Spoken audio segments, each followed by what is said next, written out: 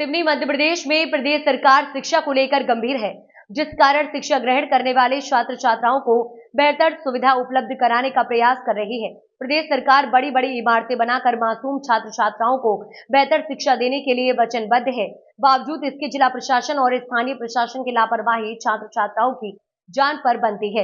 मध्य प्रदेश के सिवनी जिले के आदिवासी बाहुल्य विधानसभा क्षेत्र लखनादौन में अधिकांश स्कूल ऐसे हैं जो जर्जर हो चुके हैं। मासूम छात्र छात्राएं जान को जोखिम में डालकर जर्जर भवन में पढ़ने को मजबूर हैं। लखनादौन विधानसभा के घनसौर विकास खंड के अंतर्गत उत्तरायण प्राथमिक शाला हिरन भट्टा गांव में स्कूल संचालित होता है।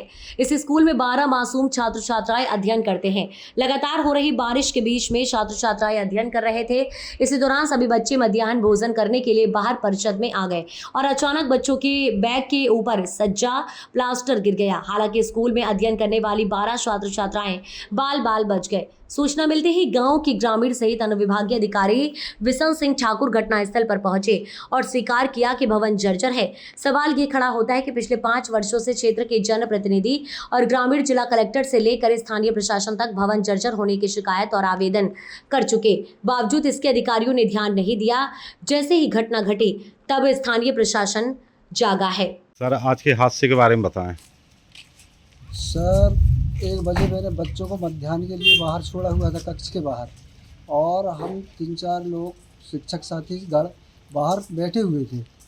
इसी समय धड़ से अंदर से आवाज़ निकली तो हमने देखा अंदर जाके तो उसका प्लास्टर जो है गिरा हुआ था और पेटी भी उस पर बहुत ज़्यादा चोट आई है। एक्चुअली बच्चे अगर उस जगह में होते कक्ष में तो आज बहुत दुर्घटना हो सकती थी। अच्छा, पहले से इस मामले में आपके द्वारा सूचनाएं दी गई हैं अधिकारियों को? जी सर, इसके पहले से बीआरसी कार्यालय में फाइल लगी हुई है मरम्मत के लिए, लेकिन उस पर अभी कोई कार्रवाई नहीं हुई है। अभी तक नहीं। जो बोलते हैं शिक्षक कमेटी जो है ध्यान नहीं दे रही स्कूल में।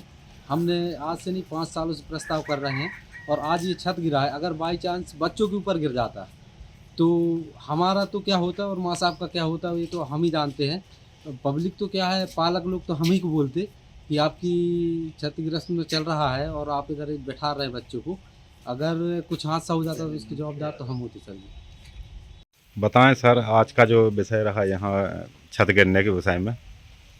बिल्डिंग अति जीर्ण शीर्ण है। बच्चों का यहाँ अध्यापन कार्य कराना बिल्कुल संभव नहीं है, इसलिए ग्रामवासियों के समक्ष में सभी की सहमति से निर्णय लिया गया कि गांव में कोई शासकीय बिल्डिंग है नहीं है। एक रंगमंच में हम लोग आजू बाजू से जो बौछारें आती हैं उसमें पनी तिरपाल की व्यवस्था करके बच्चों की पढ़ाई का नुकसान नहीं होने देंगे। रंगमंच में हम कल से विद्यालय का संचालन शिक्षकों के द्वारा कराएंगे।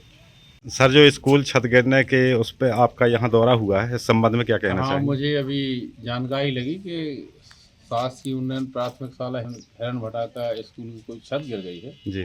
तो मैं स्वयं देखा हूँ तो ये स्कूल जर्जर था और उस समय जिस समय छत की छपरी गिरी उस समय बच्चे भोजन करने के लिए बाहर थे। यही बहुत बड़ी बात है कि हमारे बच्चों को किसी को चोट नहीं आई और अभी स्कूल को हम बंद कराएंगे, कहीं वैकल्पिक व्यवस्था कराएंगे क्योंकि ये बैठने लायक नहीं। जी।